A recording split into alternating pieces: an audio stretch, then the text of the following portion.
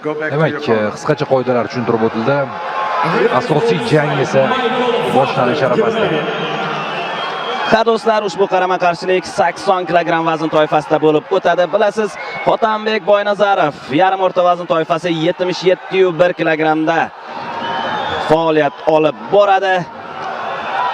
Har ikkisi g'alabali seriyaga ega, mag'lubiyat yo'q. Birinchi raund boshlandi. Aytib o'tilganidek, Hotam Boynazarovning bazasi belbog'lik kurash va buni MMA'da ajoyib tarzda qo'llayotgan vakillarimizdan biri sanaladi. Albatta, Hotanbek Boynazarov ayni damda O'zbekiston MMA vakillari ichida eng uzun g'alabali seriyaga ega jangchilar qatoriga kiradi. 12 g'alabali seriya bu ancha-muncha gap degani, chunki UFC'ga yaqin turgan jangchilarimizdan biri. Ha, Warriors chempioni.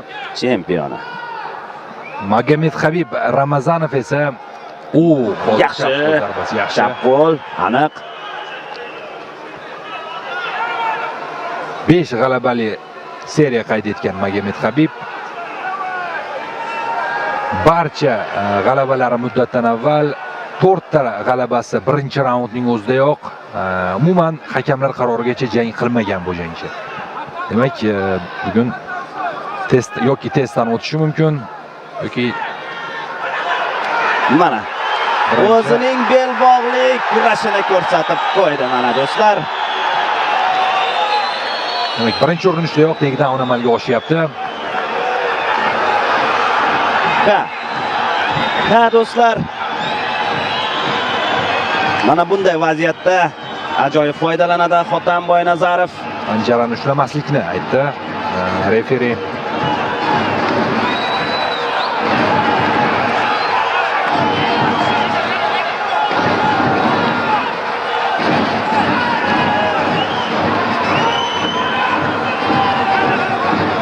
Nazoratni amalga oshirishga harakat qilyapti Hotanbek. Biroz qiyin bo'lyapti albatta. Yana bir takedownga harakat qilib ko'radi. Chiqib ketdi albatta Ramazonov.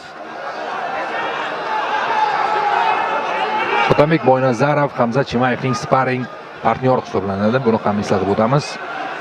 Kerakli o'sha mashg'ulot yig'inlariga aynan Hotanbekni Hamza Chimayev taklif etadi.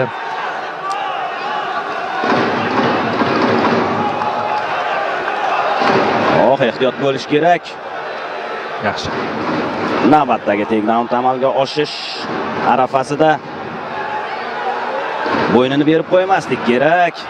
Gilotinaga o'tib ketish arafasida yo'q. O'xshamaydi bu yerda gilotina. Hotanbek hammasini to'g'ri qildi. Yon tomondan nazoratni amalga oshirishadi. Bekmountga o'tib ketyapti. Boynazarov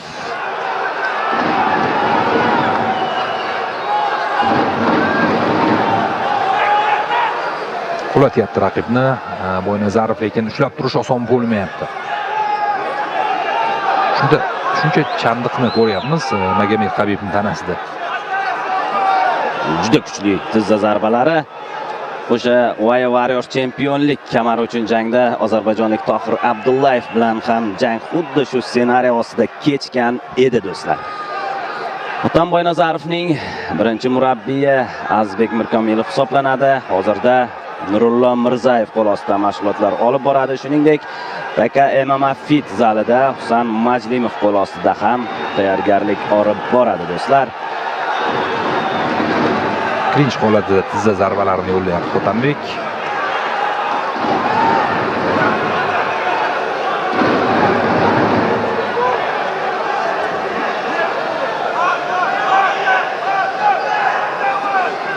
Astoydil harakat qilyapti chiqib ketishga.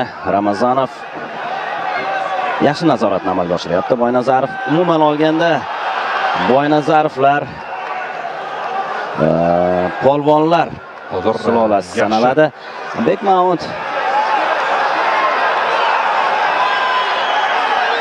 qiyin holatga tushiryapti raqibini.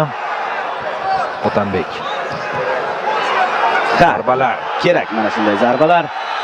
Bo'g'ishning imkoni bo'lmayaptimi? Zarbalar yo'llayverish kerak.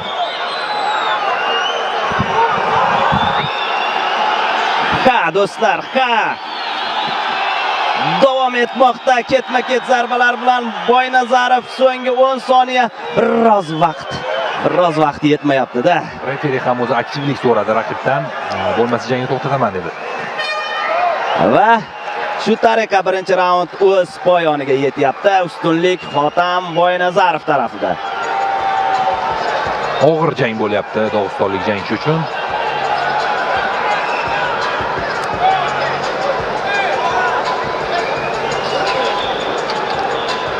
Takroriy lavhalar namoyish etishadi. Boshida zarbalar ham o'tdi yetarlicha. Hotam Boynazarovni ushbu jangga tayyorgarlik ko'rish jarayonida bir qator belbog'li kurash vakillari ham yaqindan yordam berdi. Jumladan o'sha jahon chempioni Husniddin Ro'ziyev, Azam polvon, Muhammad polvon, Doniyor polvon, ular polvonlar. Asilbek Muhammadjonov, Asrorbek Anvarjonov, ba'zilar qolib ketgan bo'lsa aybga buyurmaysiz.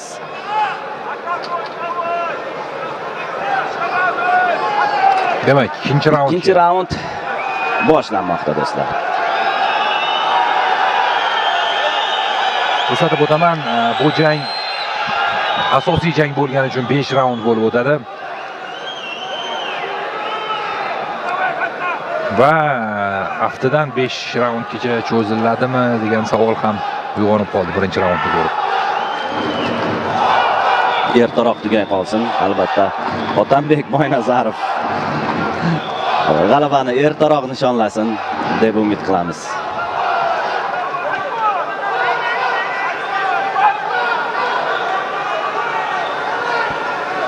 Yuqoridagi fikrimni tugallab qolaman. Boynazarovlar polvonlar sulolasi sanaladi. Ukasi Odilbek Boynazarov takedown. Ko'pkari, ya'ni uloqchi, otasi ham Ne'mat polvon, yanglishmasam agar. Mana shunday polvonlar sulolasidan. Va ikkinchi raundda ham jang parterga ko'chyapti. Ustunlik hamyurtimiz tarafida. Zarbalar bilan davom ettiryapti Otambek Boynazarov ushbu holatdan.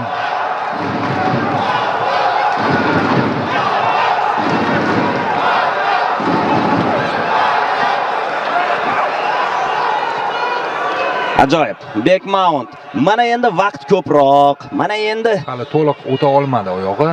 O'tkaza olmadi. Ramazanov qoldi.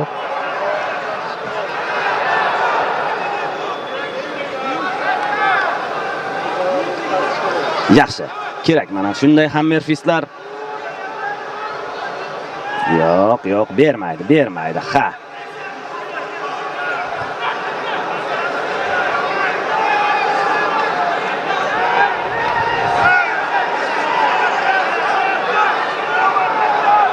Zarbalar.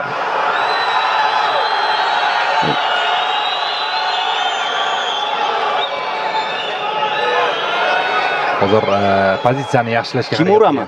Otambek va Kimuraga olmoqda va jang o'z poyoniga yetyapti do'stlar. Ajoyib g'alaba.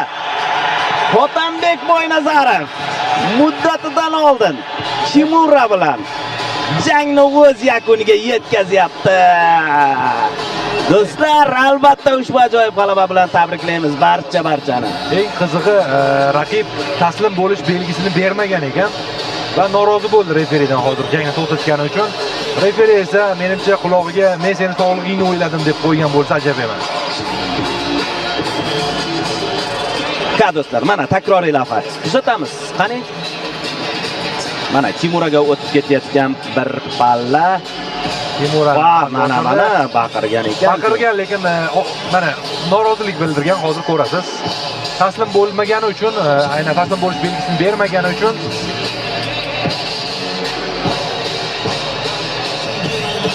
norozi ekanligini aytganman edi. Lekin o'zi baqirish ham mumkin emas o'zi aslida.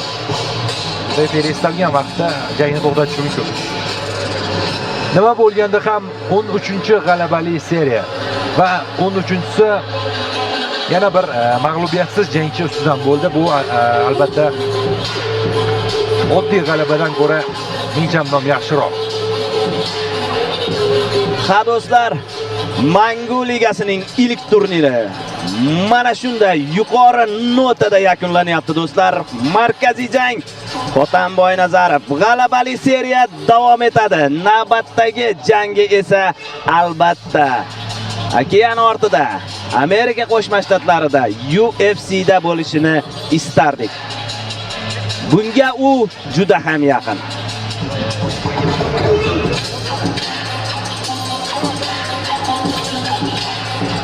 Mana Nurullo Mirzayev, Feruz Usmonov.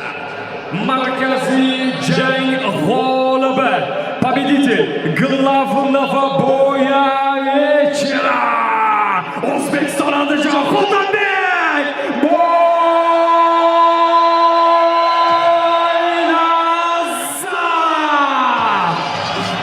Rasmiy e'lonni ham eshitib oldik. Hotabek Boynazarov asosiy jang g'olibi.